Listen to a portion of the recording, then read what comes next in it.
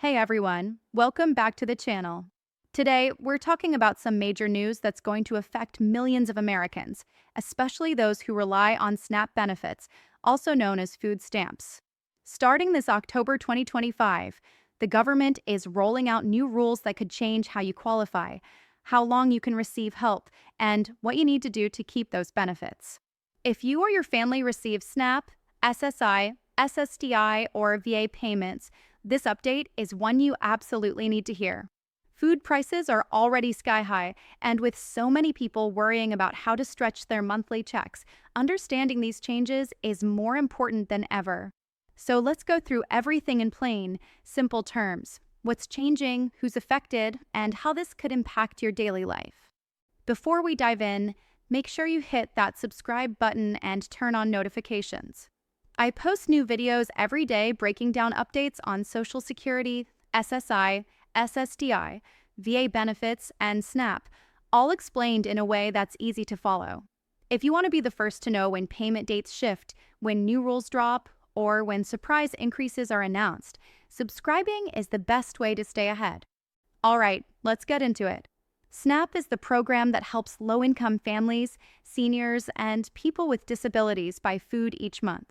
The benefits are loaded onto an EBT card, which works just like a debit card at the grocery store.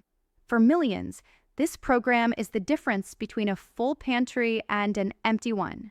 But this month, October 2025, marks a turning point because the government is updating the rules under a new law called the One Big Beautiful Bill Act. It was passed earlier this year, and now it's finally taking effect, meaning some people will have to meet new requirements or risk losing their benefits. One of the biggest changes has to do with work requirements, and this one's a big deal. It mainly affects a group known as ABODs, or able-bodied adults without dependents.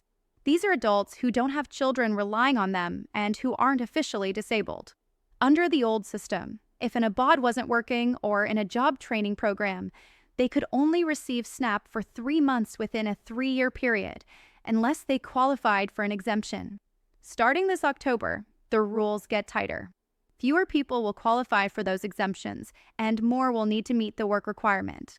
In other words, if you're between the required ages, don't have kids under a certain age, and aren't working at least 80 hours a month, your benefits could stop after 3 months.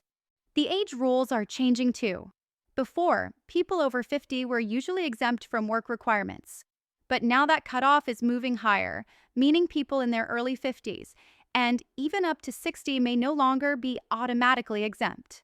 That's tough for folks who aren't quite old enough for retirement, but still struggle with health issues that make full-time work difficult. They're not officially disabled, but they're not able to work like they used to, and now they could lose the help they depend on. The caregiver exemption is also tightening. Before, if you took care of a child under 18, you didn't have to meet work requirements. But now, in some states, that cutoff is being lowered, so if your child is 15 or 16, you might no longer qualify as exempt. That puts extra pressure on single parents who already juggle childcare, school schedules, and sometimes even medical issues of their own.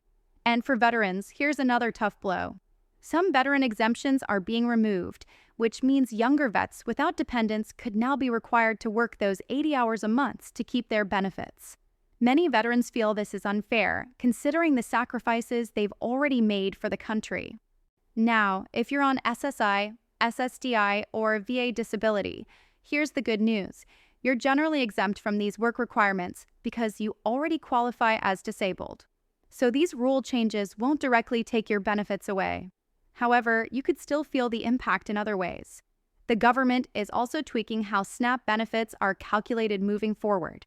It all comes down to something called the Thrifty Food Plan. That's the formula used to decide how much money people get for food. In the past, it could be updated to keep up with rising food prices. But under the new law, those updates must now be cost neutral. That means your SNAP benefits can't increase unless something else gets cut. In simple terms, food prices might keep going up, but your benefit might not. States are also being asked to take on more responsibility. If they make too many errors or process cases incorrectly, they'll have to pay more out of their own budgets. So, many states are tightening up, asking for more documents, more proof of income, and more frequent eligibility checks. If you're on SSI, SSDI, or VA benefits, you might notice your caseworker asking for paperwork more often.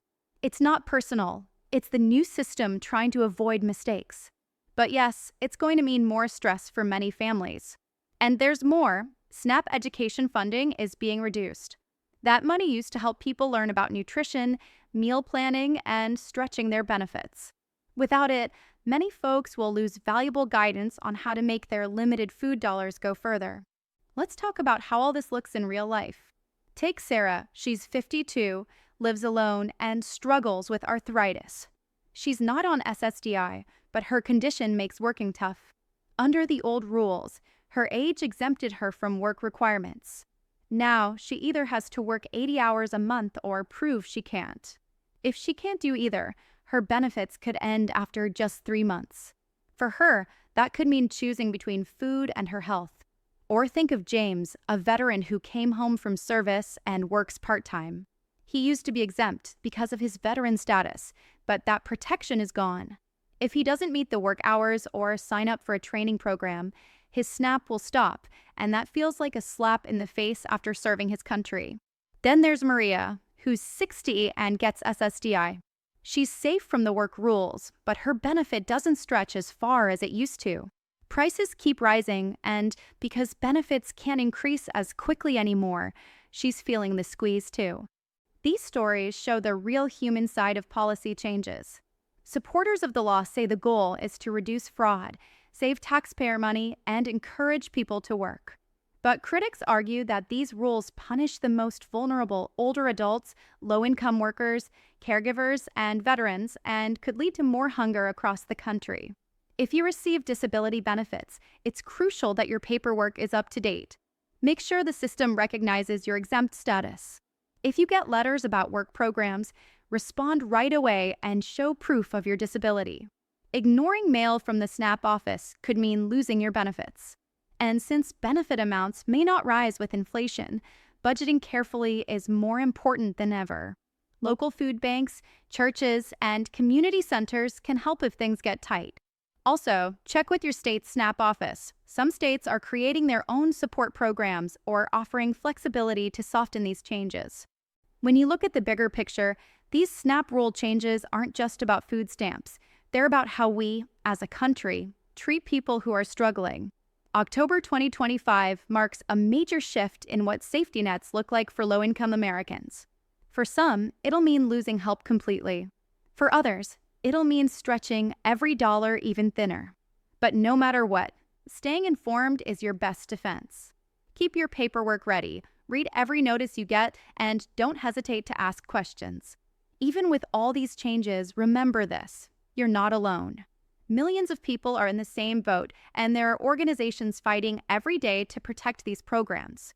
So stay strong, stay alert, and don't give up. This is your October 2025 SNAP update. The rules are changing, and the impact is real. Keep watching for